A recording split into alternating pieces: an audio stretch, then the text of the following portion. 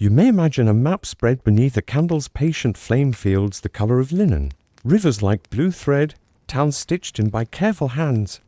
Somewhere between these lines, beneath a thatched roof woven from last year's straw, a hoop of bread cools on a wooden board, and the morning air smells faintly of smoke.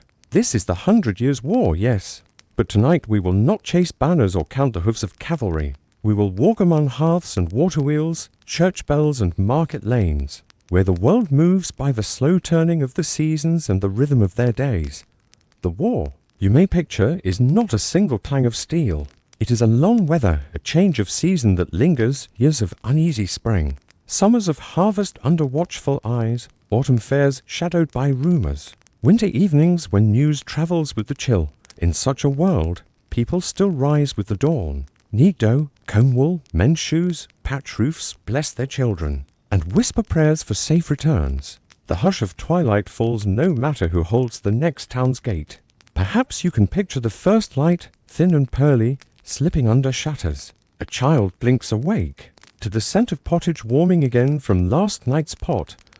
A woman tests the dough with careful fingers, smoothing cracks with a little water, humming without words. Outside, a cockerel complains, a cart axle creaks, and the river, always the river, keeps its mild conversation with the stones. There is a small sound of a whetstone in a courtyard, a patient, measured rasp as a blade is made ready not for a battle but for a day of work. And while riders pass, sometimes messengers with the king's words, captains, searching for men to serve merchants with cloth wrapped in oiled linen. The village and the town and the cloisters still hold their own weather. The tally of loaves baked, the count of eggs gathered, a careful eye on the sky for rain at the wrong time or frost too soon. The hush of twilight, the rhythm of their days, the slow turning of the seasons.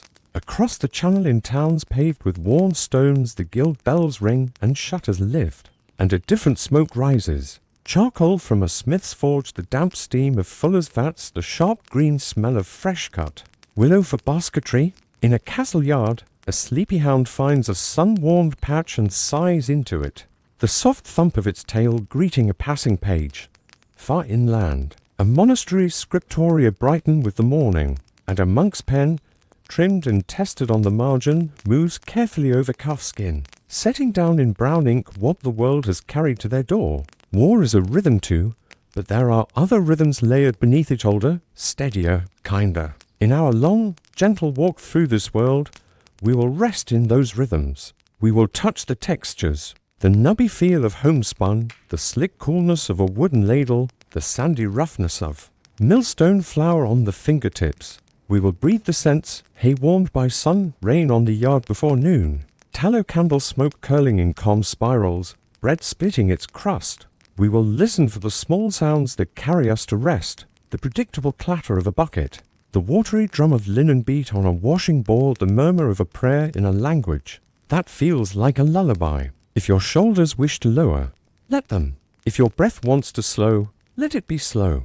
You may imagine that candle again, its little teardrop of light steadying, the wick giving a soft blue halo at its core. We are not hurrying. We will move at the pace of footsteps on packed earth. The hush of twilight will find us in good time, as it always does. For now we begin with a single day a day in the world of the 100 Years' War, in which the sun rises, work begins, midday rests come and go, and evening draws a soft blanket over the roofs, while stories travel like quiet birds from eve to eve.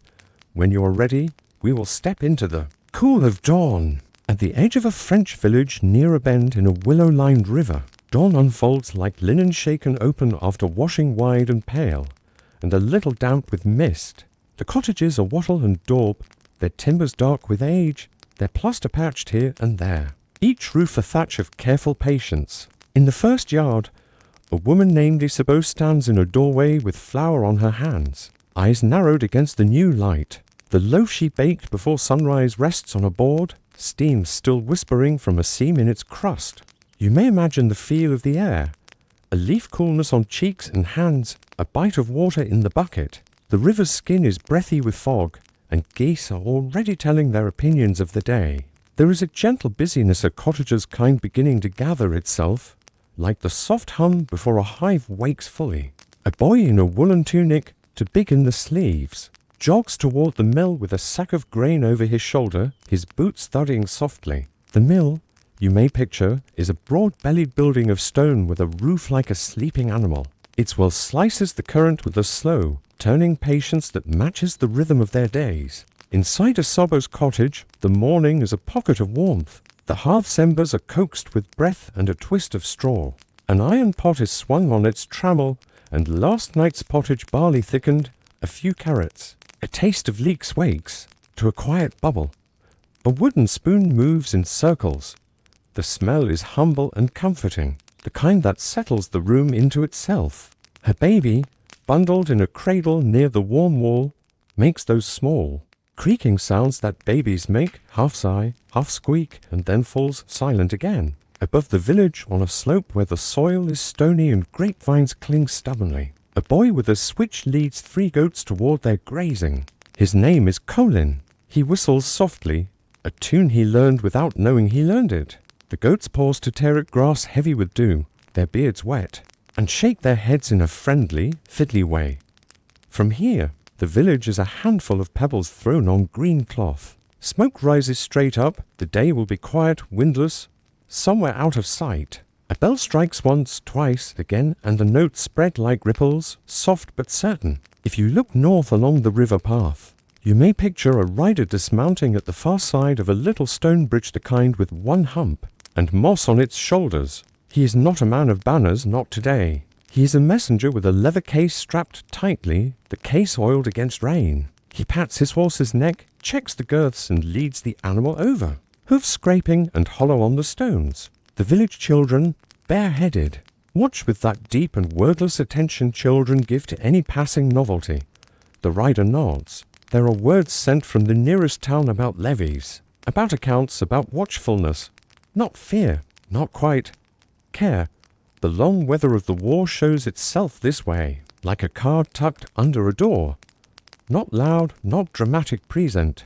By mid-morning, the mill is purring. Inside, flour dust hangs in the air like quiet, bright fog, settling in a tenderness on cloth caps and eyebrow hair. The miller, a fair man with a beard beginning to go the grey of a grain sack, stands with a hand on the stone housing, listening. Everything in this world is listened to.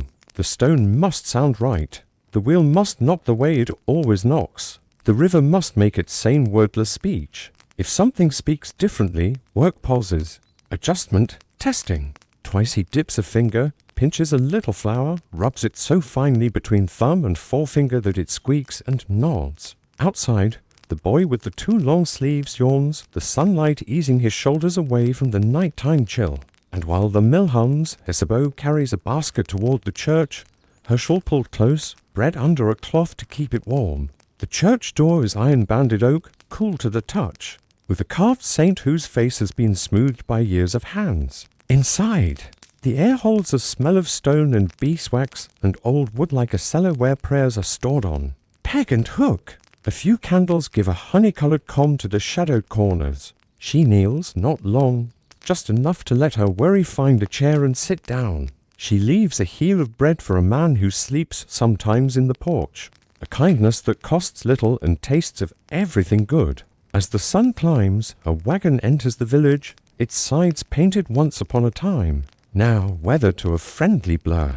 It's driven by a man who keeps a tidy beard and a tidier ledger. Bolts of cloth are lashed across the top grey, walnut, a soft undyed cream and little packets of salt tied in twine. He clicks his tongue to steady the horse and calls out a greeting. Children run again. A woman laughs, showing a gap where a tooth used to be. The merchant's hands are deft, measuring with a finger span and a piece of cord, cutting clean lines with a blade sharpened on a whetstone that lives in a shallow wooden dish. The small silver coin he receives in return is pleasant weight. He turns it in his palm and drops it into a pouch that chinks quietly against his belt. High above all of this, on the road that leads through the ochre woods toward the neighboring town, a group of men walk with bows unstrung and staves in hand. They are tired, but in the talk that rises and falls among them there is also a relief, the relief of returning to the known. None of them are great soldiers. They have stood on a wall, watched a road, listened to rumors like weather forecasts, a troop moving there, a tax collector stopping here, a captain needing men for 8 days' service. They speak of ale and roofs and the long low hills that tell them they are almost home. In one man's pack is a new knife for his wife, the handle smoothed by many other hands before it ever reached him, as goods do, travelling farther than people do. At midday, the village gathers around its work like a creature folding into rest. Shadows are short and friendly. You may imagine the warm boards of a bench in the sun, and the way a hand, when it leaves the heat, comes away smelling faintly of pitch. Meals open from pockets and baskets, a wedge of cheese, a heel of bread, an onion cut with a shared blade, a little dish of pickled something that bites the tongue, and brings the eye to tears, which is pleasant sometimes. From the mill comes a cool jug of water that tastes faintly of the clay jar it slept in, and it is past lips wiped with the back of a hand, then handed to the next, who turns it politely to drink from a new place. The rhythm of their days. News is a fabric, and today its threads are these. A fair next week in the market town, where there will be spices to smell and mummers to watch. A family across the river has a sick cow, but the calf is thriving. Someone's cousin has found work at a ferry, pulling the boat with a rope as thick as a wrist. A rumour that men from a neighbouring lordess holding have been seen on the road at night, and that locks should be checked, not out of fear but out of habit. This is how the long war enters the day, as a reminder to oil the door latch, as a question of whether to hang the pot hook deeper in the chimney when no one is home. As the afternoon widens, work returns. In the little green at the heart of the village, 3 boys try their strength with a bough that is too big for them, laughing at each other's exaggerated efforts. An older man shows them the way the bough should be held, how the fingers should close, how the shoulder should feel the line of the pull, not in effort, but in alignment, like a door swinging true on its hinge. He does not speak of battles. He speaks of good form, of how practice makes a thing feel like breathing, and the boys nod solemnly, and then, when the arrow thuds into the straw target, they grin with relief as much as triumph. Downriver, a washerwoman beats linen on a plank with a rhythm that makes a kind of song. Her hands are red from the water, but strong, and she works with a motion that has long since taught her body to keep the back safe and the wrists easy. The soap she uses smells of wood ash and rendered fat. It has the clean, sharp scent of well-scrubbed things. She lifts a sheet and wrings it, twisting until the water falls in a sparkling braid. The river takes everything in and says nothing. It keeps its own counsel. A little way beyond, under the shade of a walnut tree, a travelling friar has gathered a small clutch of listeners. He is a good storyteller, a slow one, and his hands move in the air like gentle birds, describing miracles and kindnesses, cautionary tales and jests, everything braided together by a quiet voice. Children lean, caught by the rhythm. An old man's eyes close, not in disrespect but in pleasure, as if the words are a warm blanket. The friar's satchel rests against the grass. When the talk breaks, someone gives him bread, someone a few eggs, someone else a little coin. He blesses them, and his blessing is as soft as the breeze. Toward evening, the light warms, and the fields the colour of straw turn the colour of honey. In a courtyard, a smith takes one last heat, drawing out a nail point to a sharp brightness, quenching with a hiss, and laying it on a flat stone to cool. The anvil's voice, which has chimed quietly all day like a deep bell, falls silent.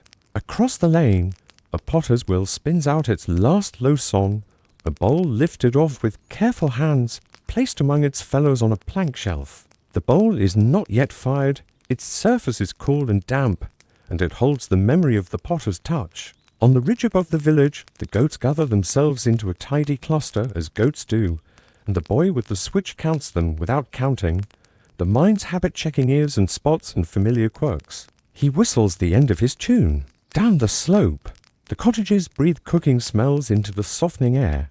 A leek half melted in fat, barley releasing its sweetness. A pinch of something green the wise women keep in a little cloth bundle tied high on a beam, out of reach of curious hands. In one house, a hen finds a way in and is coaxed out again with a mild scolding and a handful of grain. The world's smallest negotiation.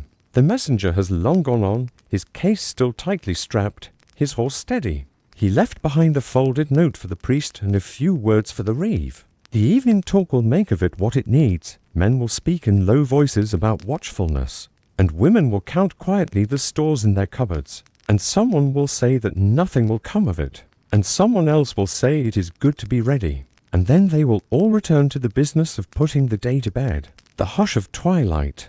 Across the channel, you may imagine the same sun drawing across a different town, where English roofs hold the day, as faint warmth and market stalls have been draped with cloth against the night.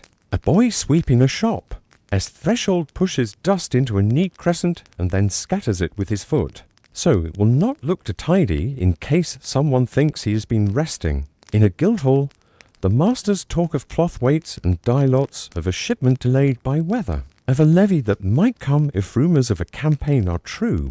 Someone pours ale, the smell is dark and comforting. A cat curls on the settle, and even the cat seems to listen when the oldest master speaks. His voice soft with age, about patience, about the way the town has weathered many seasons and will weather more. The war is there too, in the way a shipwright's yard keeps account of seasoned timber and fresh, in the way a fletcher stacks arrow shafts with an eye for straight grain, in the way mothers remind their sons to practice with the bow as often as they play at skittles. But it is not a shout. It is a background drumbeat, steady, more reminder than alarm. Life always has the stronger music. As night falls in, the village in France wraps itself into gentle sounds of ending. Latches are slid.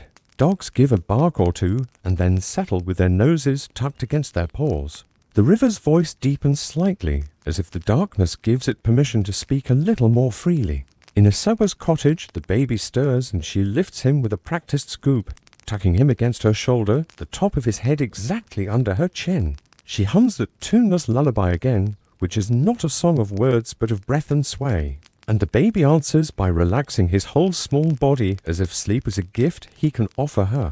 On the table, the loaf is half gone. The knife, wiped on a cloth, lies beside it. In the corner, the spinning wheel is quiet. Wool, carded and ready, waits. A clay cup stands with a thumbprint preserved forever in its glaze the potter's touch. A human signature that needs no name. The fire, banked, gives a low orange light, not bright enough to wake you if you are sleeping on the pallet nearest the hearth, but generous enough to make shadows look like something friendly. Outside, the stars arrive without any fuss. They simply become visible, as if they had been there all along, and perhaps they were. The moon, a thin slice, rises slow and steady over the far stand of poplars. From the church comes the late bell, a bell smaller than the one that calls the day to its start. A bell whose voice you can feel in your chest if you stand near the doorway. A soft round sound like a hand laid on a forehead. A prayer is said, however you imagine it, Latin words in a dark nave. A whisper at a bedside. A wish breathed on the back step looking up at the night. The prayer is the same thing. A string tied to hope. If you listen very carefully, you can hear, far away, the memory of hoofbeats from long ago, and the suggestion of hoofbeats that may come in some tomorrow not yet chosen. But nearer, always nearer, are the sounds that end a day. A cough, then quiet, the little ladders creak as someone climbs to the sleeping loft. The heave of a sigh that has gathered all the day's small labours together, and put them down in a neat stack at the edge of the bed. The hush of twilight settles its weightless blanket. The rhythm of their days pauses, the way the river's surface seems to pause when the wind drops, although beneath it the current still moves, faithful and unseen. The slow turning of the seasons continues its patient work. Tonight there is peace, and if not peace, then a peace enough for sleep. You may imagine the candle again in another cottage, in another town, on another shore. Its flame steady, its pool of wax clear around the wick. Someone pinches it out between dampened fingers, and in the dark that follows. There is no fear, only the soft architecture of familiar space. The bed, the bench, the door. The little sounds of breath and dream. The war ends every day, just as the day ends and begins again in its fashion, but the people always meet it with bread and work and kindness and rest. And now the rest. And while one life moved in quiet rhythms, many others did as well across rivers and roads, through towns and fields, within walls and under open sky, each day a thread in the long cloth of a century. The cloth is strong, the weave holds, the candle gutters, and with it our day closes. Outside, the moon lifts and sails, and the world turns under it, taking us toward morning once more. The story of the 100 Years' War is often told as a chain of kings and battles, of treaties signed and broken, of armies moving like storms across maps. But for those who lived beneath its weather, the story was something different.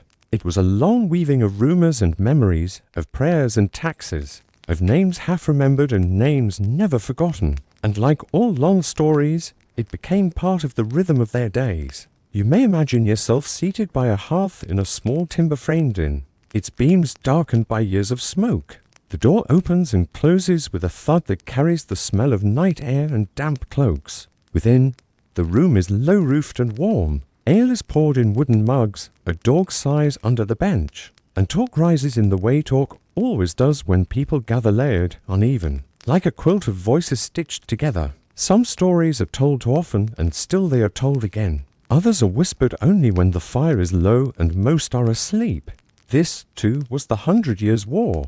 Not only what happened, but what was said. The tale that lingers longest, perhaps, is of how it all began. It was about kings.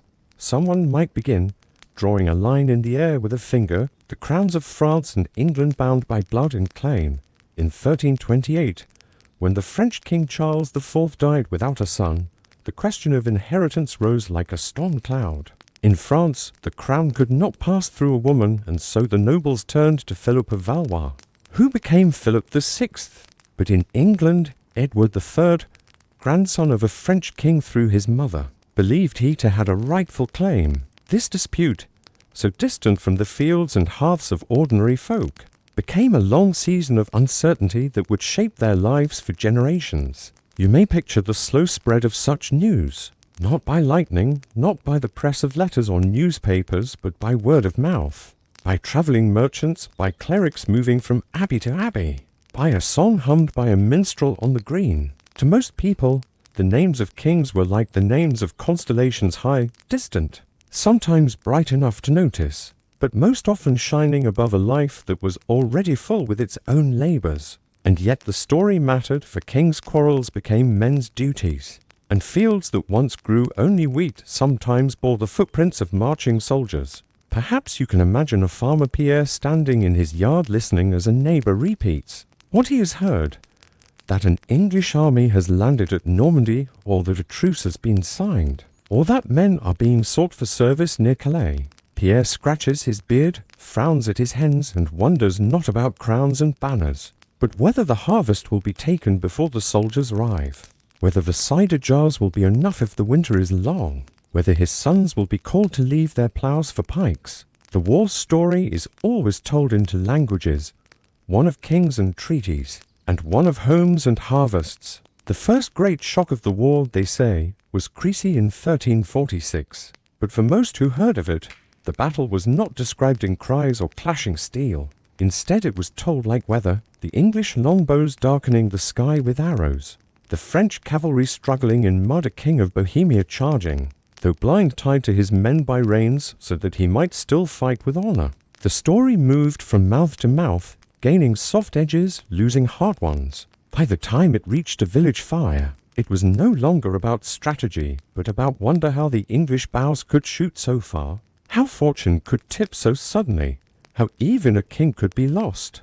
These retellings, half legend, half memory, were the way the war lived in daily minds. And not long after, the great shadow of plague came, as if the war had called a darker companion to join it. The Black Death, sweeping through in the late 1340s, carried off more lives than any army. Villages emptied, fields went untended, bells tolled until their ropes frayed. And yet, after, the world still moved forward. Children were still born, wheat still grew in the spring, markets opened again. For those who survived, the story of the war was entwined forever with the story of pestilence. One hardship braided into another like cords twisted for strength. You may imagine the way people spoke of it in hushed voices, comparing scars, remembering those who did not return, sharing remedies of herbs and charms against the invisible foe. The war continued in its long rhythm campaigns, truces, skirmishes, treaties. To the people, each phase was another season, another tide. In 1360 came the Treaty of Brittany, promising peace. And indeed for a time there was a gentler calm. Villages grew bold again, fairs grew bright with colour. A girl might walk to market without fear of soldiers crossing her path. And yet everyone knew in their marrow that this calm was not forever. Peace was a guest, welcome but never fully at ease, and always with one foot near the door. In this long story, heroes and heroines appeared not only in castles but in common memory. Joan of Arc, the Maid of Orleans, came like a sudden flame in the 1420s. You may imagine how her story sounded in the ears of those who first heard it, not the polished chronicle, but the living rumour. A peasant girl, young and steady-eyed, claiming visions, riding with soldiers, lifting a siege where none thought it possible. Some told it with awe, others with skepticism, but all repeated it. For women spinning in their cottages, for old men warming their hands. Her name became a kind of star, proof that the great story of war was not only written by kings. Even if they never saw her face, even if they heard only echoes, they felt her as part of the great weave. The English had their tales too, told in hearths from Kent to York. The story of Agincourt in 1415, where Henry V led his weary men against a much larger host, lived in memory like a song. Soldiers returning home spoke of mud, of rain, of long hours standing chilled and uncertain, and then of a sudden turn where arrows and courage carried the day. Their listeners leaned close, ale forgotten, imagining the field as if it were outside their own doors. Agincourt became not only history, but legend, and legends, as you know, are retold softly in the pauses of ordinary life. Yet for all the great names, the greater story remained this: people endured. They paid their taxes, grumbled at levies, opened their cupboards to soldiers when they must, closed their shutters when rumours darkened. They shared bread with strangers, lent tools, sang songs, mended walls. Their lives stretched longer than any campaign. The story of the 100 Years' War was not only a clash of kingdoms, it was the story of persistence, of families threading their way through years, weaving their own cloth out of hardship and hope. You may imagine, late at night, a group of travellers pausing at a roadside chapel.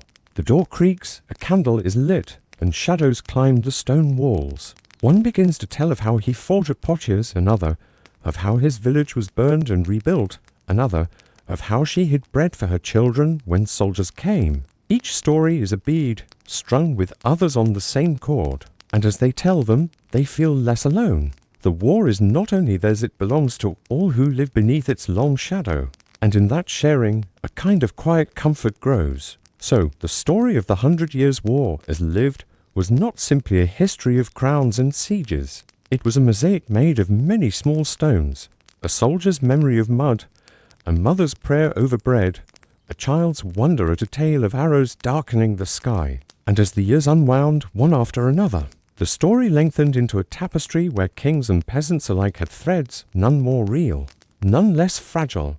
The hush of twilight always returned, and with it the gentle truth that stories, told softly, can hold a world together. Even through the longest of wars, the world of the 100 Years' War was not only shaped by swords and treaties, but also by unseen forces, by whispers of the divine, by ancient beliefs, by mysteries that lived in the hearts of ordinary people. In the slow unfolding of their days, faith and superstition intertwined like vines climbing the walls of a stone church, shaping how men and women moved through their world. And as you listen, you may imagine yourself walking along a narrow path in the countryside, the cool mist of morning touching your skin, while the faint toll of a church bell drifts through the still air. For the people of that age, such sounds were more than signals of time, they were threads connecting heaven and earth. The church stood at the very center of life, a place where light filtered gently through colored glass, spilling jewel tones across cold stone floors.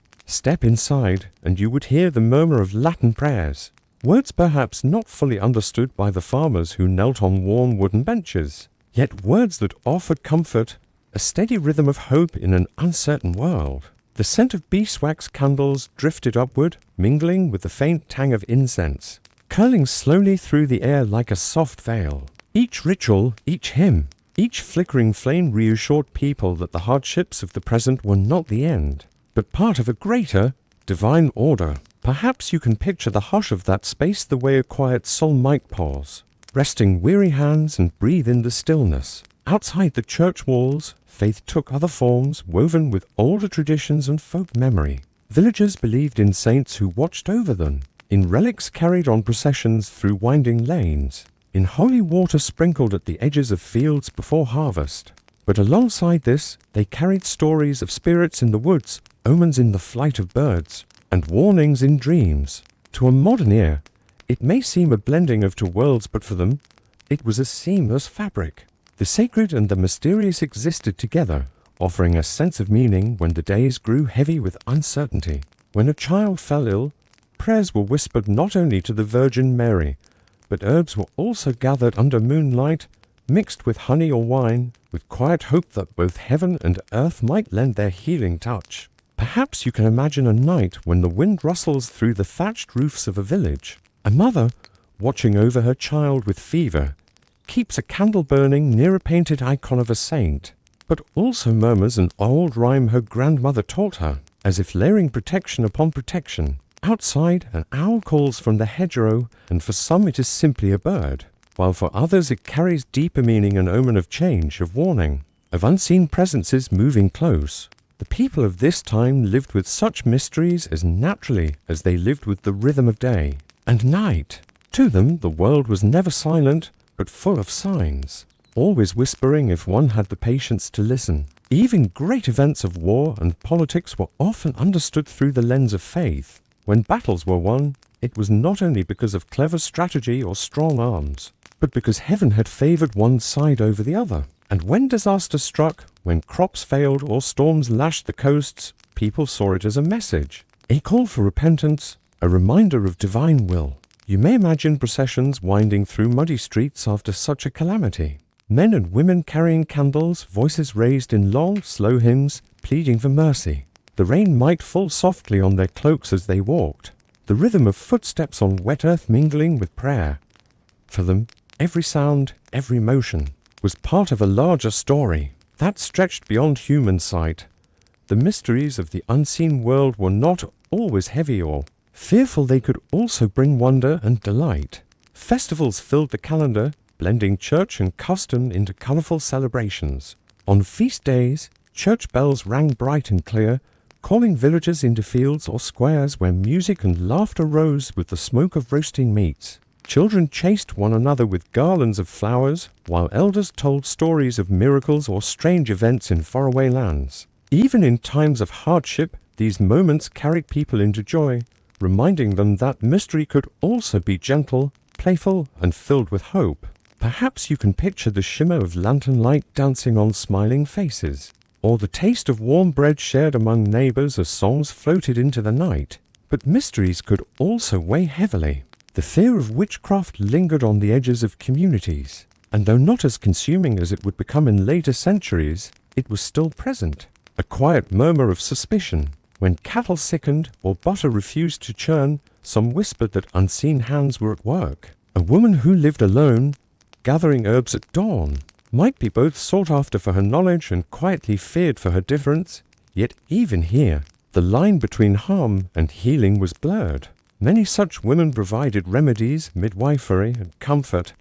The mystery was not always one of malice, but of uncertainty, of the unknown that people could not fully explain. It is easy, perhaps, to imagine how a villager, staring into the firelight, would wonder what forces lay hidden just beyond their sight. Dreams, too, held deep meaning. A dream of a shining figure, a blazing star, or a sudden shadow could be taken as a message people might seek guidance from. Priests, or simply reflect quietly as the days turned. Dreams were believed to open windows into the unseen, offering comfort or warning. Picture a weary soldier sleeping on rough ground. Who dreams of his childhood home? He might take it as a sign of longing or a promise of return. Another might dream of fire or storm and awake with unease, carrying that feeling into the rhythm of his day. Dreams were mysteries both intimate and universal, threading through the hearts of all who lived in that age. As centuries turned and the long war unfolded, these beliefs remained steady companions to people's lives. Kings and nobles consulted astrologers before setting out to battle, tracing patterns of stars as if the heavens themselves might reveal victory or defeat. Simple farmers marked the phases of the moon for planting and harvest, believing that the quiet pull of its light could shape the fate of crops. and in times of great trial, famine, pestilence, or siege, mystery and faith intertwined even more deeply, giving people courage when reason alone could not ease their fears. It is a reminder, perhaps, that human beings in every age have sought meaning in what lies beyond their sight. You might imagine now the slow close of a day in a small village. The fields rest under the silver glow of moonlight, and the air carries the scent of wood smoke and earth. A family gathers by the hearth, listening as an elder speaks in a low, steady voice, recounting a tale of a saint who walked among them long ago, or a miracle that once changed the fate of a town. The children's eyes grow heavy, their dreams already shaped by the gentle cadence of the story. Outside, the night deepens, stars wheeling silently overhead, and within, the mysteries of the world are not distant, but close woven into every flicker of flame, every rustle of leaves, every breath taken in stillness. So it was in the world of the 100 Years' War, a life lived not only in fields and towns, not only in castles or on battlefields, but in the unseen spaces of faith and belief, where the sacred and the mysterious moved side by side. Theirs was a world where the bell that tolled at dawn was more than a call to work. It was a reminder of the divine order, of a rhythm beyond human control.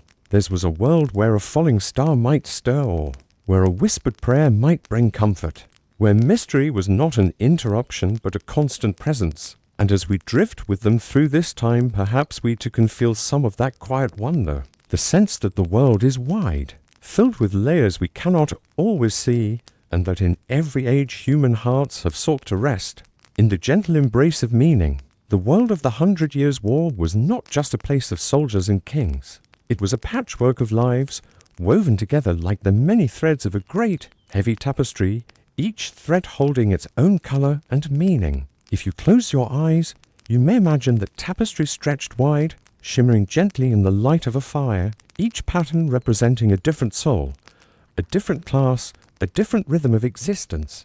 And within this woven cloth, one might move softly from the cottages of the humble peasants, to the warm hearths of the townsfolk, to the halls of the nobility, and finally to the shadowed chambers of kings. Each carried its own burdens and blessings, each shaped by the long echo of war, and yet each still touched by the simple constancy of life, birth, work, prayer, and sleep.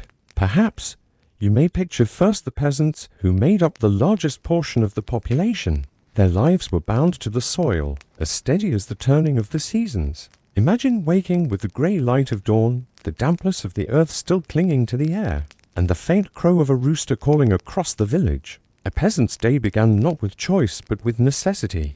The fields awaited, whether the sun shone brightly or clouds hung low with rain. You may see them stepping out into the cool morning air, their clothes rough but warm, woven of wool and linen. Their hands carried the tools of the earth, the hoe, the sickle, the plough.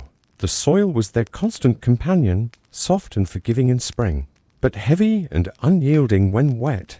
The peasants bent their backs to till it, guided often by the rhythm of animals who pulled the plough oxen moving slowly, their breath steaming in the cold. Children would run about, driving away birds that tried to steal the newly sown seed, their laughter mingling with the grunts of labor. Yet even in this simple toil, there was a pattern of beauty.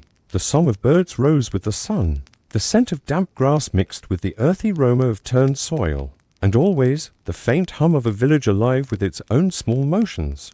In the peasant homes, life was equally modest. Imagine stepping inside a small timber cottage, its walls filled with wattle and daub, the floor hard and packed, sometimes covered with straw to soften the step. Smoke curled lazily from a hearth at the center, drifting up through a hole in the roof. The fire warmed not just the air, but the very spirit of the house, glowing red and steady. Meals were simple thick bread made from rye or barley, a broth of cabbage and onions, sometimes enriched with beans or a sliver of pork when fortune allowed. On certain feast days, or after a successful harvest, there might be ale passed around, warm and nutty in flavor, a rare comfort in lives otherwise marked by survival. And yet, even the peasants, bound by heavy duties, found joy. Feast days, saints' celebrations, and village festivals gave them moments of reprieve.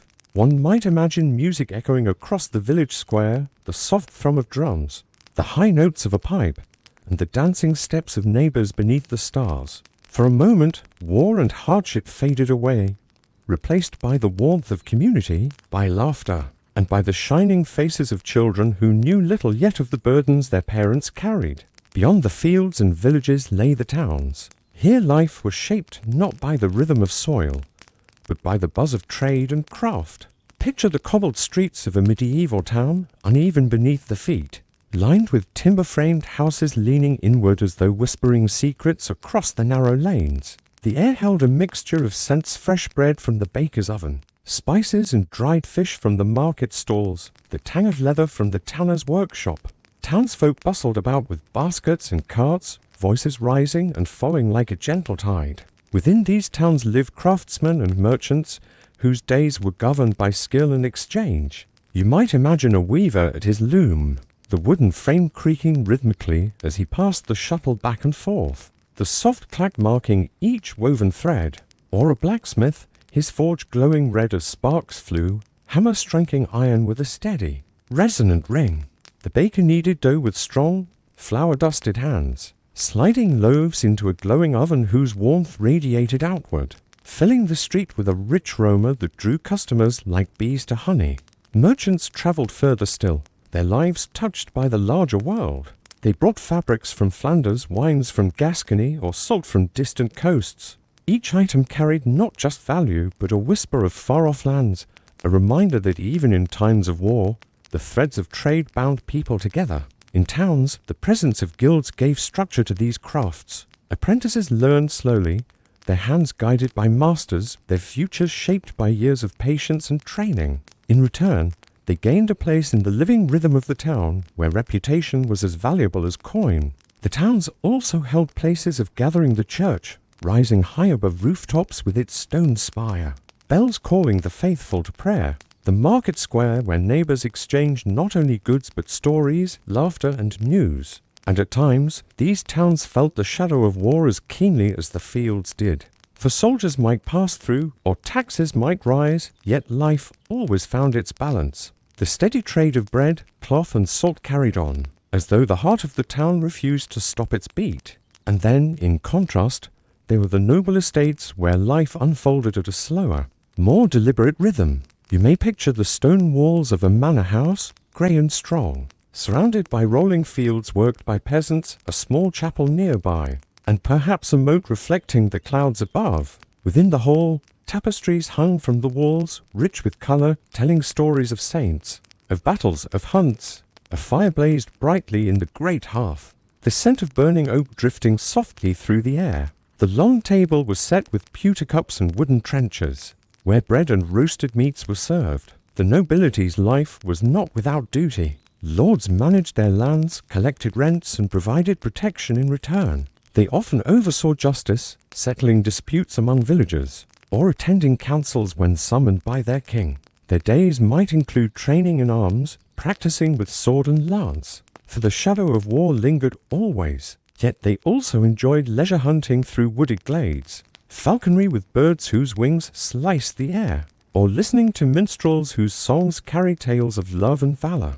Noble women, too, held their responsibilities. They managed households in short supplies for the year, and often took on the role of healer, tending to those within their care with herbs and remedies. Their chambers might smell of lavender and rosemary, herbs dried and hung from the rafters. They spun fine threads, embroidered, and taught their daughters the arts of household management.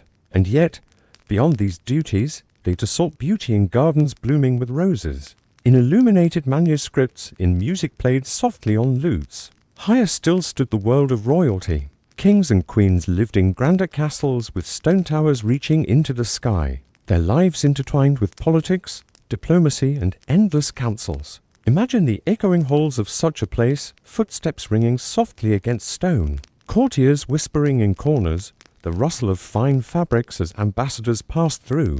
Meals here were more lavish, spices more abundant, music more frequent.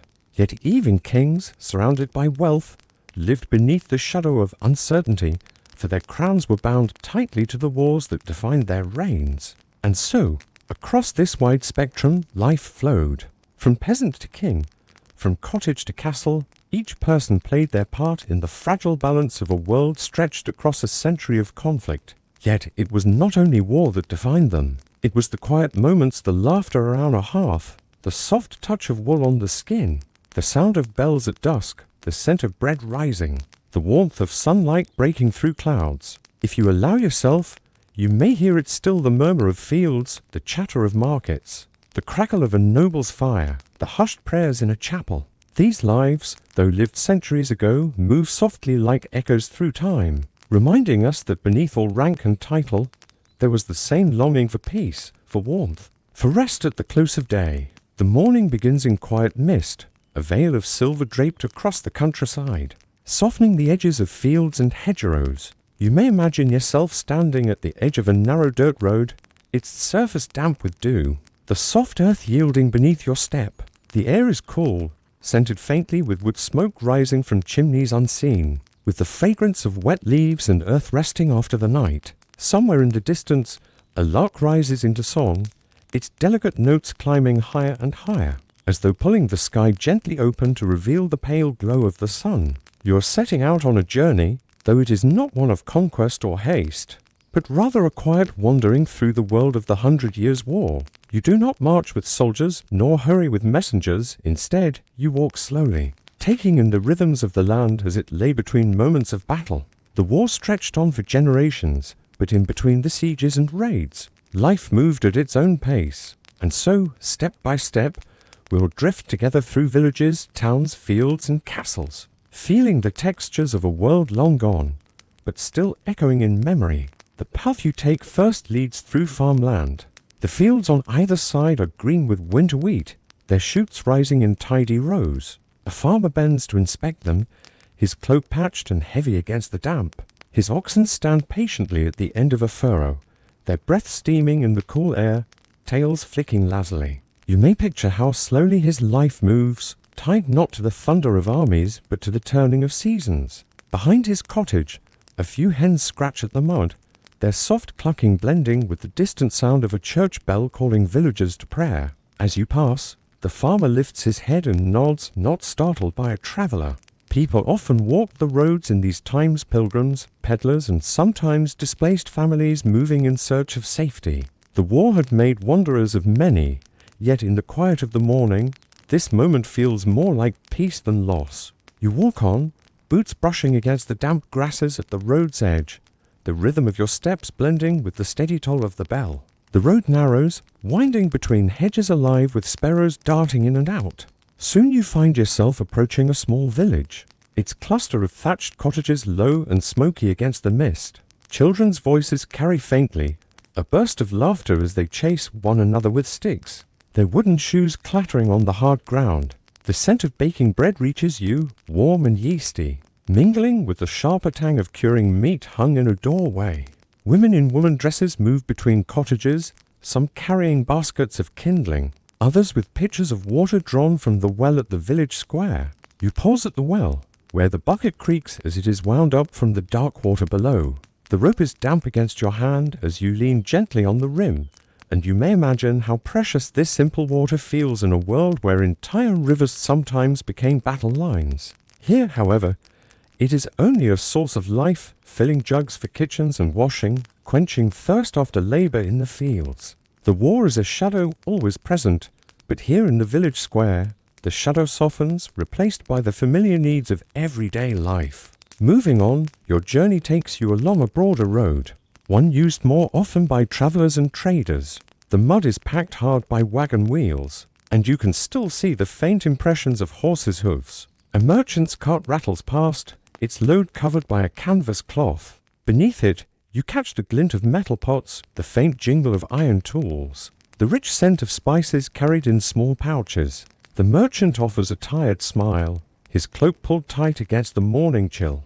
Perhaps he is moving from one market town to another, hoping that despite the unrest of the times, trade will still bring him coin. Your road curves now toward the river. You hear it before you see it, the hush and ripple of water flowing steadily over stones, the low croak of frogs hidden in reeds. At the bank, fishermen tend to their nets, hands roughened from long hours in the cold. One boat drifts lazily in the current, its sail furled, its reflection soft in the rippling surface. You kneel for a moment at the edge, touching the cool water with your fingertips, watching it slip endlessly past, a reminder of time itself flowing on, unconcerned by human struggles. Beyond the river rises the faint outline of stone walls. A town sits there, enclosed within its defences, its towers lifting above the plain. As you draw closer, you notice how the walls are marked by timesome stones patched, others showing scars of old sieges. Yet the gates are open today,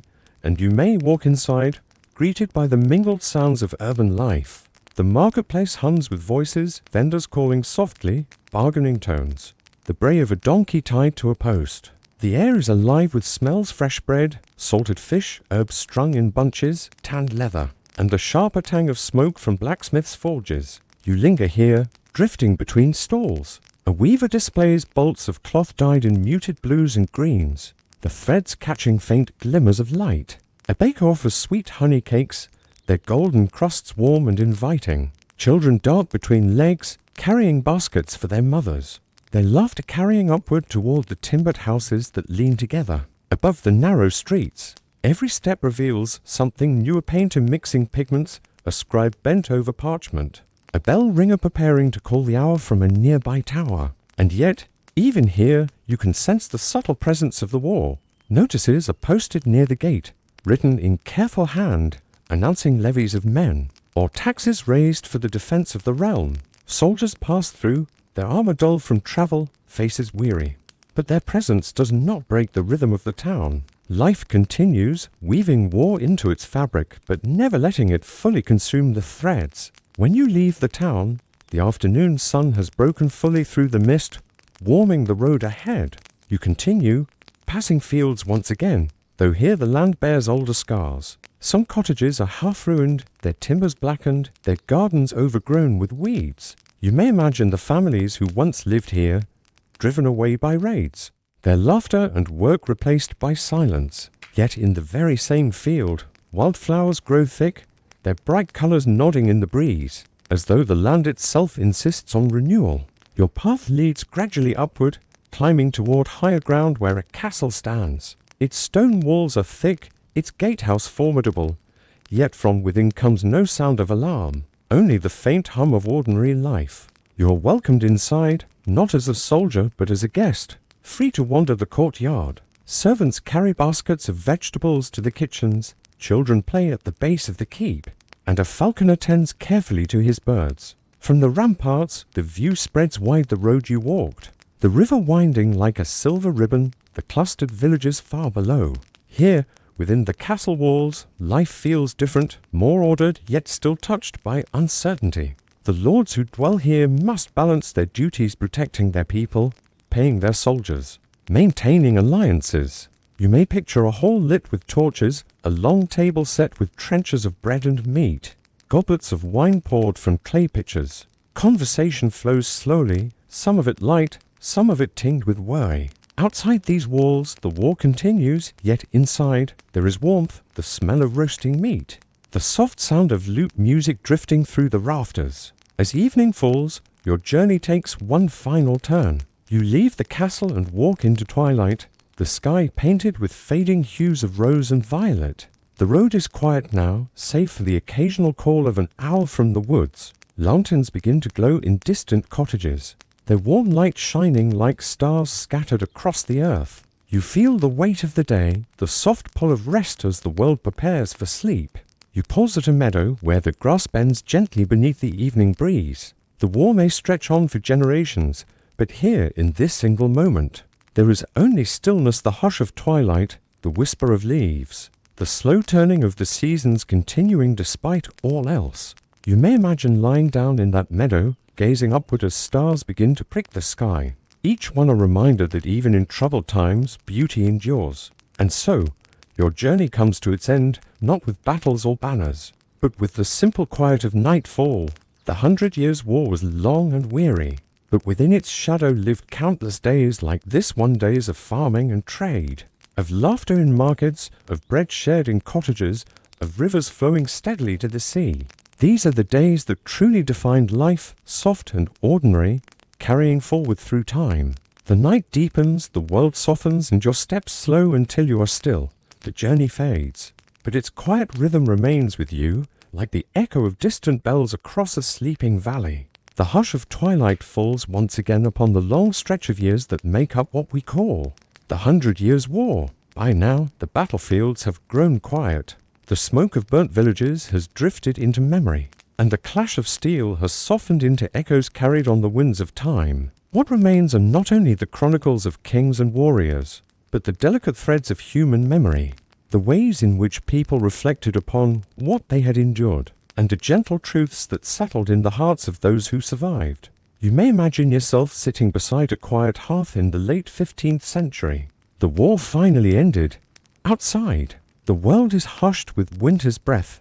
The wars of fathers and grandfathers are spoken of in lower tones, not with the fire of vengeance, but with the steady murmur of remembering. And here, in this stillness, we find ourselves reflecting on what the war has left behind.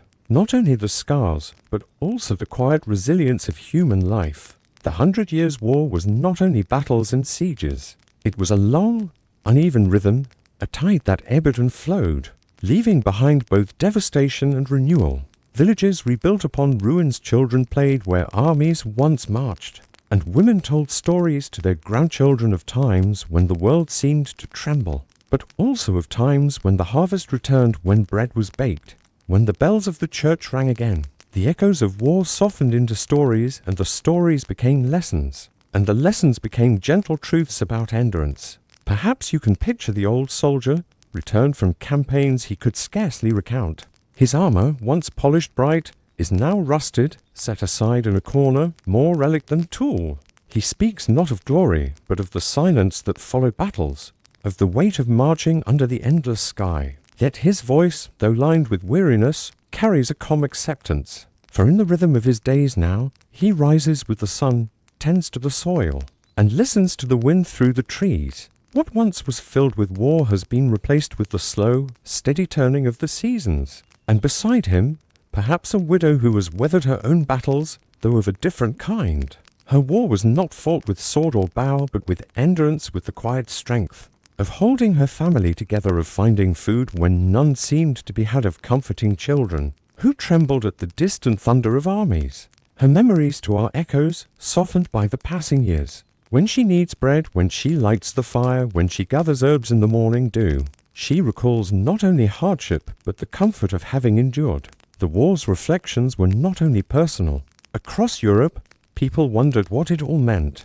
The old world of knights and castles had begun to fade, and something new was quietly unfolding. The war had been long, but it had also brought change. The sense of chivalry, once painted in bright colors of romance, was now muted, replaced by the growing knowledge that war was less about honor and more about endurance. The longbow and the cannon had altered the way armies fought, and with them, the way people understood power. Slowly, gently, society shifted. And yet, in the quiet hours of reflection, what most people remembered were not weapons or tactics, but the ordinary rhythms of life that had endured despite everything. The ringing of church bells on a Sunday morning, the sight of children chasing one another in the fields, the planting and reaping of grain. These became the counterpoints to war, the reminders that even in the longest of conflicts, life found a way to keep flowing. You may imagine the monks in their cloisters copying manuscripts by candlelight, their quills scratching softly against parchment. They too reflected on the war, not always in terms of battles, but in terms of the soul. To them, the conflict was a long trial of human patience, a testing of faith, a reminder that kingdoms rise and fall, but the eternal rhythms of prayer, of silence, of devotion endure. Their reflections, preserved in careful ink, became part of how the war was remembered, not as endless violence, but as a story of human endurance and spiritual searching. The echoes of the 100 Years' War stretched far beyond its end. In France, people spoke of unity, of the long struggle to bring the kingdom together. In England, people reflected on what had been lost, but also on what was now to be built anew. The war had left both nations changed, and yet in the quiet of the countryside, most people sought simply to return to their familiar rhythms, sowing, reaping, praying, resting, gathering around fires and telling stories. It is in those stories that the gentlest truths emerge. A grandmother telling her grandchildren of the time she saw soldiers pass by, their banners fluttering in the wind. She remembers the fear, yes, but also the moment when they were gone, and the birds returned to the trees. A child listening, wide-eyed, yet also drowsy, lulled by the steady rhythm of her voice. In this way, memories softened, becoming almost like lullabies, reminders of hardship, but also of survival. And perhaps you can picture yourself in that village, listening to the fading echoes of old songs. The musicians sing not of victories, but of lives lived, of the turning of the seasons, of the quiet strength of people who endured. Their melodies drift into the evening air, soft and slow, mingling with the sounds of crackling fires and distant owls. These are the echoes of the war, not sharp, not harsh, but softened into the background of human memory. The reflections of the 100 Years' War were also lessons. People learned in ways both spoken and unspoken that life is fragile, yet also resilient. They learned that war changes, but the land, the rivers, the sky, these endure. They learned that power may shift between crowns, but the hearts of ordinary people remain steady, longing for peace, for rhythm, for the hush of twilight. And so, as the war faded into history, its echoes became gentler, like ripples on a pond after a stone has been cast. The ripples spread, touching generations, but they also grew softer with distance, until only the calm of the water remained. You may imagine yourself now walking along a quiet path, centuries after the war has ended. The fields are green, the air is filled with the scent of wild flowers, and the villages are alive with the ordinary sounds of life, bells, voices, footsteps, laughter.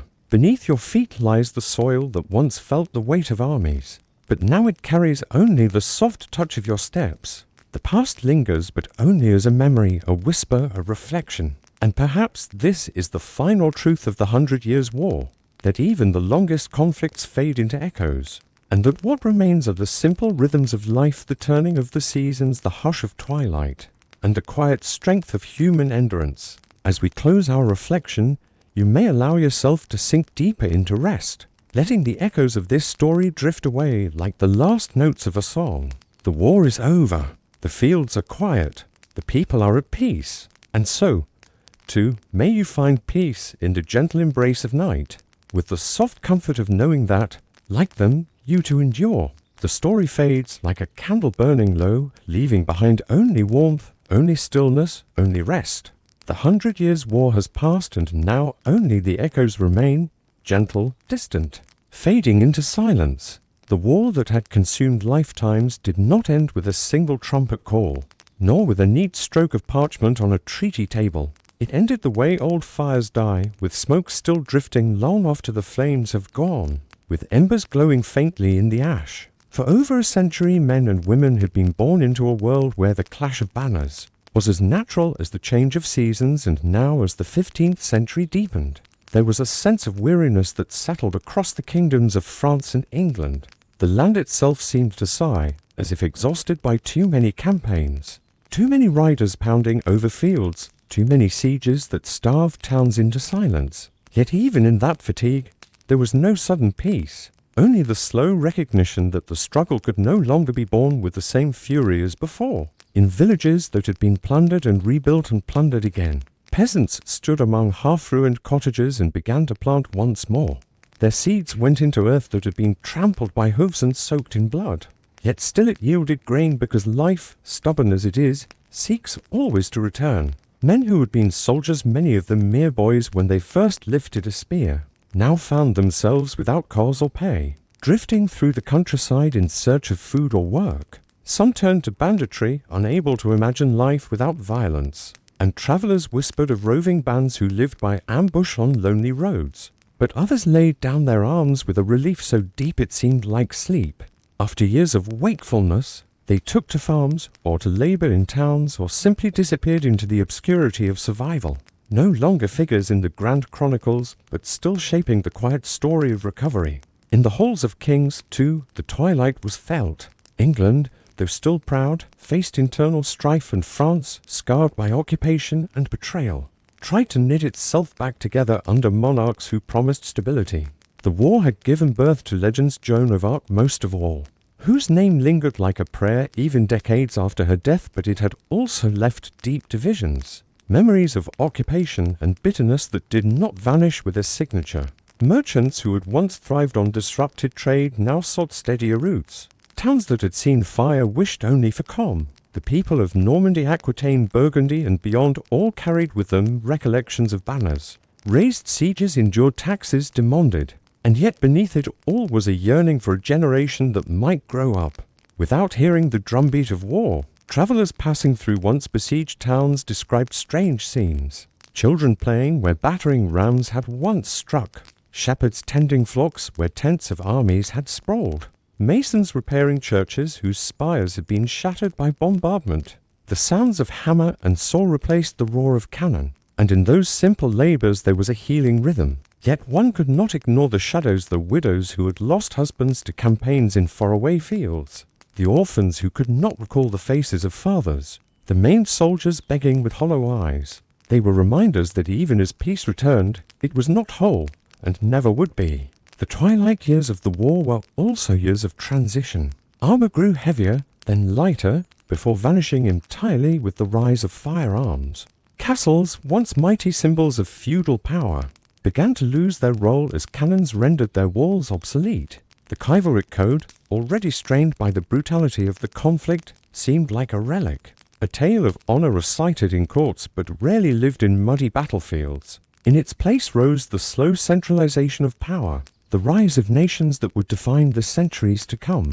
But for the farmer tilling his land or the weaver at his loom, these great changes were distant, like clouds moving across a far horizon. What mattered was the quiet of evening, the bread on the table, the chance to raise children without the sound of approaching riders. Old soldiers often lingered in taverns, telling tales of campaigns that had blurred into one another. Creasy, Poitiers, Agincourt names spoken with awe or bitterness, depending on which side of the channel one came from. Young men listened, eyes wide, though they themselves might never see such battles. The stories carried a weight that was half memory, half legend. Time, as it does, began to soften the edges, and already the war was becoming something told rather than lived, history rather than experience. In this way, the twilight deepened, not with a single nightfall, but with a long dusk, a stretching out of shadows as memory and reality intertwined. In churches across France and England, candles were lit for the dead, sometimes so many that the air shimmered with their warmth. Priests spoke of divine judgment, of sins that had brought so much suffering, but also of forgiveness and the hope of renewal. The faithful, kneeling in pews, thought less of kings and battles and more of their own families, their own longing for safety. Bells that once tolled in alarm now tolled in worship, summoning people not to walls of defense, but to moments of quiet prayer. In these sanctuaries, surrounded by stone that had endured centuries, men and women found a kind of peace, fragile yet sustaining. The war's twilight was not without flickers of unrest. Border disputes lingered, and the memory of conquest stirred resentment. There were murmurs of rebellion, whispers of intriguing courts where ambition never truly slept. But the scale was smaller, the flames less consuming. Where once the whole of Christendom seemed poised on the outcome of a single campaign, now the concerns of rulers turned inward to succession, to consolidation, to the slow work of governance. The 100 years had been spent in blood, and even the proudest monarchs seemed to sense that exhaustion had limits. As years passed into decades, the faces of those who had fought began to vanish from the world. Their names survived in chronicles, in carved inscriptions, in ballads sung by wandering minstrels. Children who had grown up amidst sieges now grew into adults who scarcely remembered the details. Only the hunger, the fear, the sound of hoofbeats in the night. A new generation came to see the war not as their daily life, but as the backdrop to the world. Their parents had endured, and in this forgetting, there was also healing.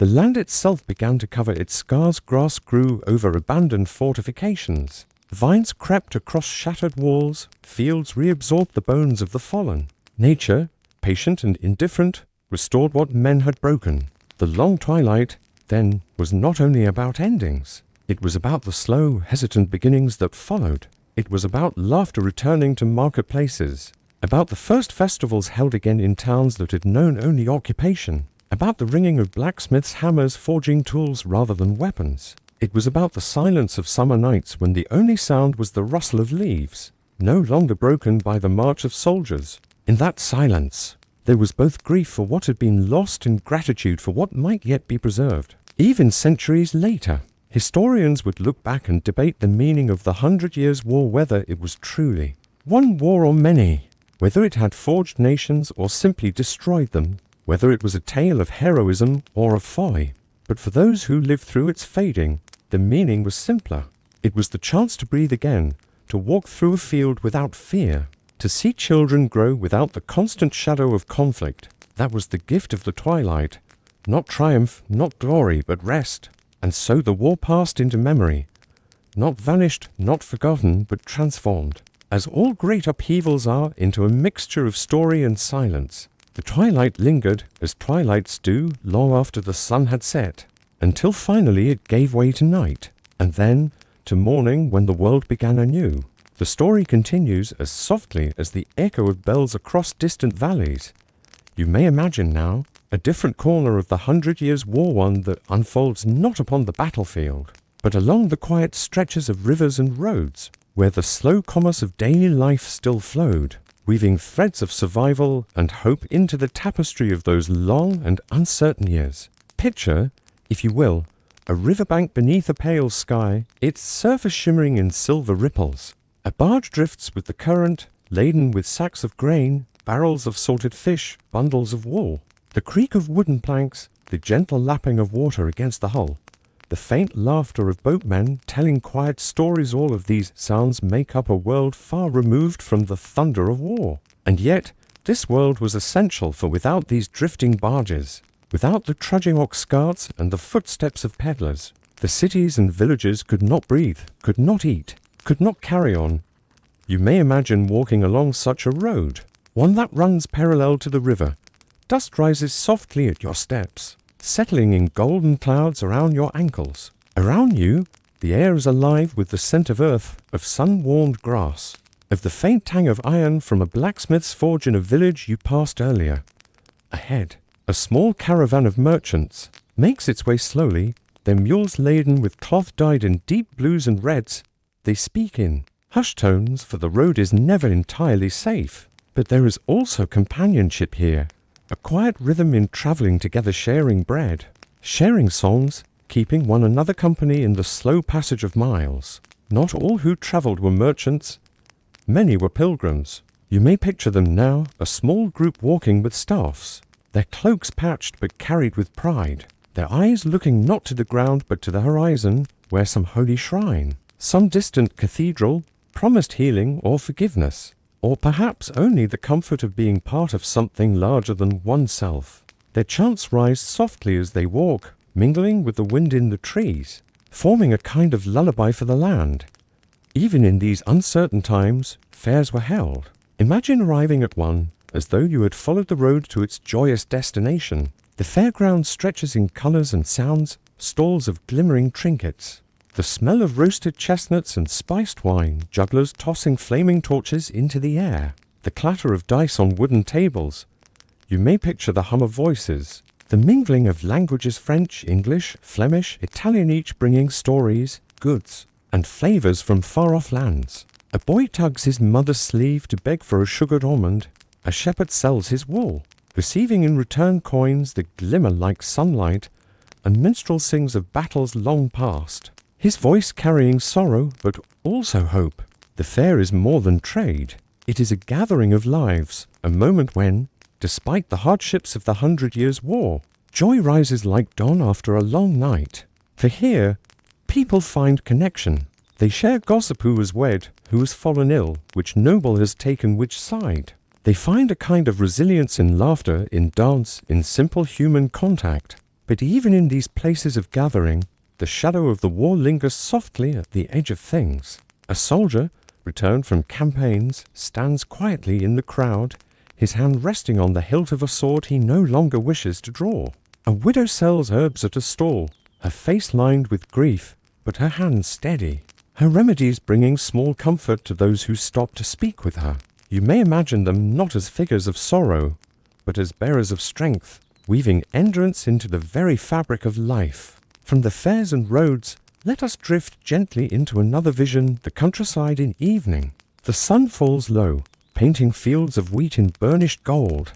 A shepherd gathers his sheep, their bells chiming softly as he guides them back toward the safety of the fold. In the distance, smoke curls upward from cottages, promising supper, perhaps a simple pottage of peas and onions, perhaps a loaf of coarse bread shared among many hands. There is music, to someone plucking a lute in the doorway, a child humming as she spins wool. These are small sounds, but together they create a great harmony, the music of persistence, of living even when times are hard. At night, travelers might stop at an inn along the road. Perhaps you can picture it, a timbered building with a thatched roof, its door swinging open to welcome guests. Inside, the air is thick with the smell of smoke and roasted meat, with the warmth of a fire that glows upon rough-hewn benches. Strangers sit shoulder to shoulder, sharing tales. Some speak of battles, others of crops, still others of visions and dreams. A minstrel plays in the corner, his voice rising softly above the crackle of firewood. Here, for a few hours, the war outside seems distant. Inside, there is only the clink of cups, the low murmur of voices, and the comfort of being gathered close. These journeys, these fairs, these taverns, they were not grand, nor were they marked in chronicles as battles were, but they carried life forward. They created the hum of continuity. Without them, the 100 Years' War would have been only a shadow.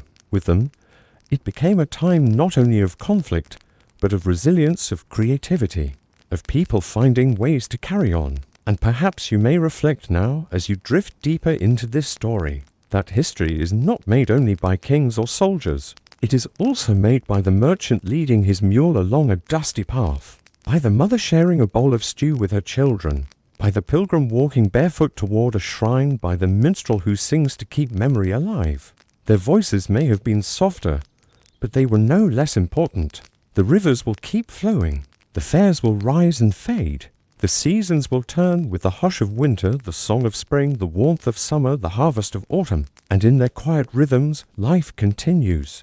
And as we let this vision settle, as gently as twilight upon a village, you may feel the sense that time itself is rocking you softly, like the sway of a barge upon a river, like the steady step of a pilgrim on the road, like the crackle of a hearth at day's end. These lives, lived in the 100 Years' War, echo still not in thunder, but in whispers, whispers that invite you, too, into stillness. You may imagine, dear listener, that the 100 Years' War, stretching across so many decades, did not only shape the lives of warriors, kings, and peasants, it also shaped the very land itself, into the quiet world of landscapes, of rivers and valleys, of the slow, enduring earth that witnessed the march of armies and the stillness of recovery. If you let your thoughts drift now, you may picture a French meadow in late spring.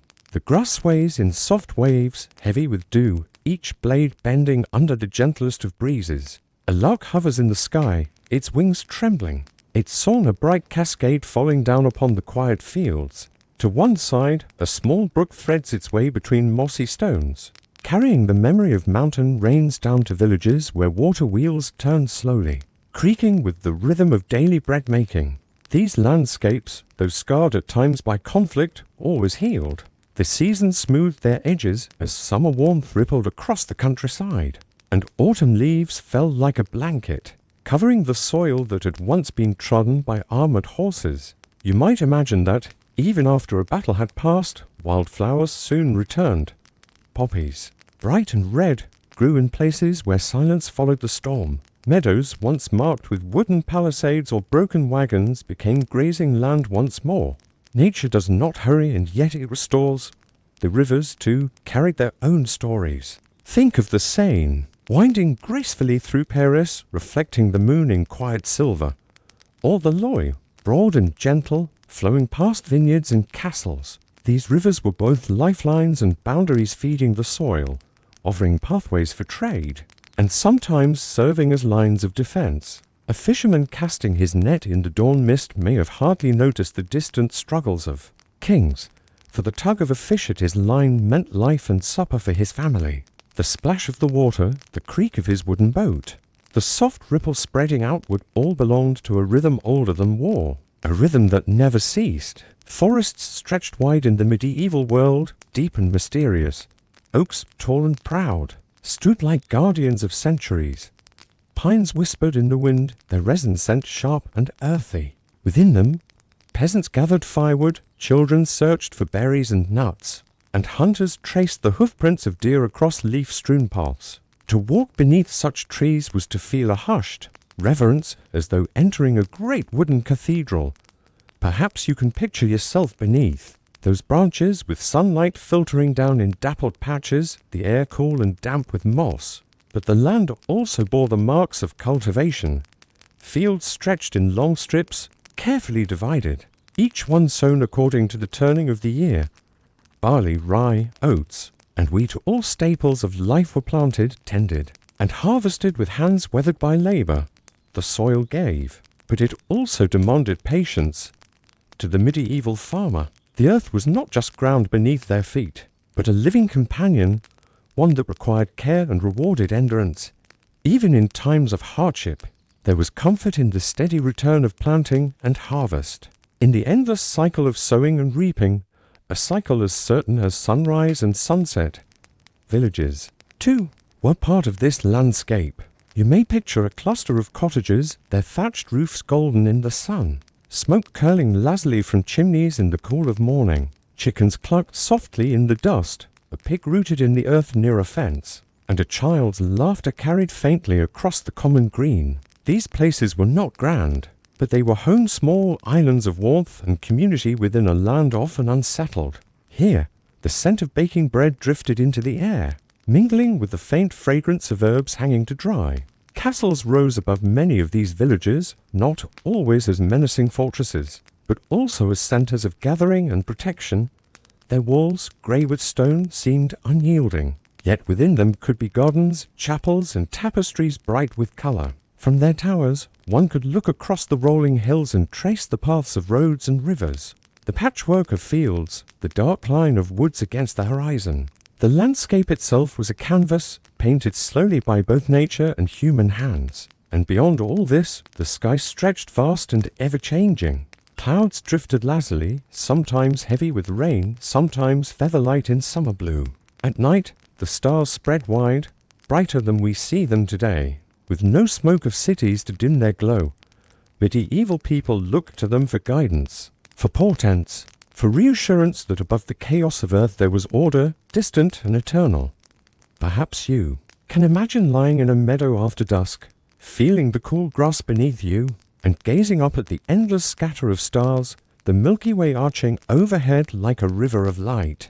So, too, the seasons shaped everything. Winter brought long nights, frost crackling on windows of horn and wood, the scent of smoke heavy in the air. Spring brought renewal, the thaw of earth, the trickle of melted snow filling streams, the laughter of lambs bounding in fresh fields. Summer was warmth and toil, buzzing insects in tall grass, the rustle of wheat heavy in the wind. Autumn was golden, the harvest gathered, the cider pressed, the scent of apples stored for the cold months ahead. These rhythms guided life far more deeply than kings or armies, for they touched every home, every hand, every heart. And perhaps, as you listen, you may realize that the true witness to the 100 Years' War was not the chronicler with his quill, nor even the knight in his armor, but the land itself. The land endured, the land remembered, the land healed. And in the quiet hours when the air is still and the night deepens, you may almost hear it.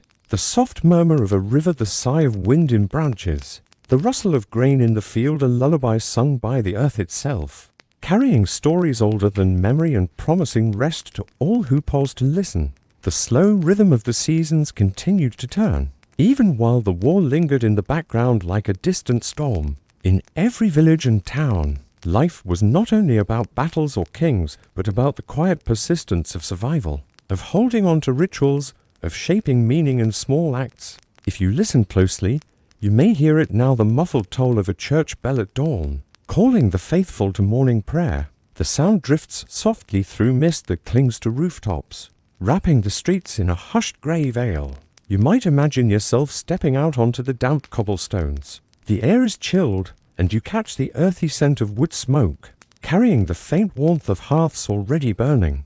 Nearby, a baker kneads his dough in silence, the rhythm of his hands pressing and folding, until it feels like a heartbeat against the steady tick of time. the bread will rise slowly, the yeast giving life to something both ordinary and sacred. For in such bread, people found nourishment and a reminder of continuity even when other things felt uncertain. And across the land, these small continuities kneading bread, tending sheep, sweeping a threshold stitched together the fabric of days. The war, though it stretched on for decades, could not erase these gentle patterns. They were anchors, steadying the minds and hearts of people through the long uncertainty. When evening arrived, villagers gathered close to fires, and their voices softened to a murmur as they shared tales, both old and new. Perhaps someone would speak of saints and miracles, their words carrying the glow of belief. Perhaps another would repeat a rumor from far away, of kings making peace or of armies preparing once more to march. Yet within those humble circles, it was not the truth of events that mattered most, but the act of speaking together, of weaving stories into the night air, of feeling less alone in the face of vast time. There is comfort, perhaps, in noticing how human hearts across centuries have always leaned toward warmth, toward community, toward the soft glow of firelight. You may picture yourself among them, listening with your eyes half closed as the fire pops gently, sending sparks upward into the dark. The sound is not harsh but soothing, like the crackle of old wood surrendering itself into light. Even in towns where the presence of soldiers loomed more heavily, the ordinary citizens found ways to fold the extraordinary into their daily rhythm. A merchant might travel cautiously with his wares, eyes flickering over the horizon for signs of unrest, yet his cart creaked steadily forward. Children still found corners to play in, chasing one another past stone arches, their laughter echoing faintly against walls that had stood for generations, and the elderly leaned upon their sticks, watching from doorways, their gaze carrying both weariness and quiet endurance. All of this, the steady movements, the careful watching, the gentle rituals formed the true heartbeat of life during the long war. And as you imagine it now, you may feel the way time itself stretched, not in moments of clashing armies, but in these quieter spaces, spaces where people waited and worked and held on to what was familiar. Beyond the villages, in monasteries scattered across the countryside, monks continued their slow, deliberate work. By candlelight, they copied manuscripts, each stroke of the quill a whisper of devotion. The scratching of pen against parchment was steady and calm, carrying centuries of thought into the future. The faint scent of beeswax mingled with the musty smell of vellum, and the cloisters themselves held a stillness that seemed untouched by war. Perhaps you can picture yourself there, walking beneath vaulted arches, your footsteps softened against cold stone, listening only to the faint rustle of robes and the low hum of prayer. Such spaces offered a reminder that life during those years was not only about struggle, but also about continuity of learning, of faith, of memory carefully preserved. And though the war sometimes swept near, even monasteries stood as beacons of stability in a restless world. At the edges of forests, peasants gathered wood, their movements steady and deliberate. The forest itself was a place of both shelter and mystery, alive with the creak of branches, the call of distant birds, the smell of damp earth. Walking beneath the canopy, one might feel small but not unwelcome, as though nature itself offered quiet refuge from human conflict. Villagers carried bundles of sticks upon their shoulders, their footsteps muffled against the leaf-strewn paths. The rhythm of their work was slow, repeating, reassuring. You might notice, too, the way every aspect of their world was shaped by time itself. The planting and the harvest, the rising and setting of the sun, the cycles of the moon, all of these governed their lives more powerfully than any distant decree of a king. And even when war swept near, people still looked to the sky, still read the weather in the shifting clouds, still found meaning in the tilt of seasons. It was the slow turning of the year that told them when to plant, when to reap, when to rest. As the years of the war stretched on, children grew into adulthood knowing nothing else. And yet, their lives were not only marked by fear, but also by the learning of craft, of song, of prayer. A boy might take up his father's tools, shaping wood into something useful, the scent of pine filling the air around him. A girl might sit with her mother at the loom, her small fingers weaving bright threads into fabric that glowed against the dim light of a cottage window. In such acts, life quietly renewed itself. And perhaps you can imagine now, as the night deepens, a sense of calm spreading over this world. Though the war was long, though its echoes carried across generations, still people lived. Still they dreamed, still they found peace in the ordinary. The hush of twilight, the rhythm of their days, the slow turning of the seasons, all of it wove together into something enduring. The story of these years is not only of kings and battles, but of resilience expressed in whispers, in bread baked each morning, in candles lit at dusk. You may let that thought rest with you now, as gently as a hand placed upon your shoulder, steady and comforting. For even in the 100 Years' War, life was lived in softness, in continuity, in the quiet faith that tomorrow would still come, and with it, the small rituals that gave meaning to time. The seasons turn, and as they do, you may imagine how life within the long shadows of the 100 Years' War continued to unfold in its quiet rhythms. Though armies marched and banners rose on distant fields, there was another life less recorded, yet deeply lived in the soft murmur of villages, towns, and cloisters across France and England. You might picture, perhaps, the gentle toll of a bell drifting across the rooftops of a small town at dusk, the sound rolling like a wave over timbered houses and narrow lanes. Children, their feet dusty from play, gather their scattered games and hurry home, where the smell of pottage thickened with beans or cabbage waits in earthen bowls. A woman folds her hands to say a quiet prayer before the hearth, while her husband, his back stiff from a day spent mending harness or splitting wood, lowers himself onto the bench and lets out a soft sigh. In this sigh, you may sense the weight of years of living through a time when war pressed at the edges of every story, yet daily life carried on, tender and persistent. The 100 Years' War was not only armies and kings, but also a patchwork of voices that rose in song at harvest, that whispered in prayer within chapels, that bargained gently in market stalls over the price of salted fish or coarse rye bread. The rhythm of these voices created a kind of living music woven into the broader silence of the countryside. And as you listen, perhaps you can imagine yourself standing at the edge of a medieval square, where cloth merchants spread out bolts of dyed wool russet green and blue, and where the smell of beeswax candles mingles with the sharper scent of smoked herring. Nearby, in the hush of a monastery scriptorium, another sound carries a slow scratching of quill upon parchment. A monk, his face serene, bends over a text, copying words that have travelled across centuries, words meant to endure still further centuries ahead. His hands move with calm precision, the ink shining wet before it dries into permanence, and within that steady motion lies a sense of continuity, of stillness, of faith that even in turbulent times, knowledge and memory could be preserved. Yet outside the walls of the cloister, life bore its uncertainties. A farmer might walk to his fields and wonder whether soldiers would pass through, taking grain and leaving little in return. A mother might tuck her child beneath a rough blanket and pray the winter would not be too long, too sharp. And yet, through each worry, through each small tremor of uncertainty, came resilience and almost unspoken determination to endure. You may find it comforting to think of the ways in which communities leaned upon one another. Villagers gathered for feast days not only to honor saints but also to reaffirm the bonds that carried them through hardship. They danced in circles upon the green, their steps simple and repeated, as flutes and drums offered cheerful accompaniment. The laughter of children mingled with the steady rhythm of song, and for those moments the weight of politics and war seemed to melt into the night air. Even in towns scarred by sieges, life crept back slowly, like ivy climbing a broken wall.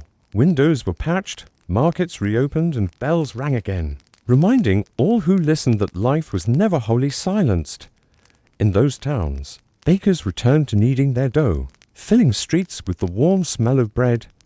Carpenters repaired doors and shutters, candle makers dipped their wicks, letting wax cool in long, careful layers.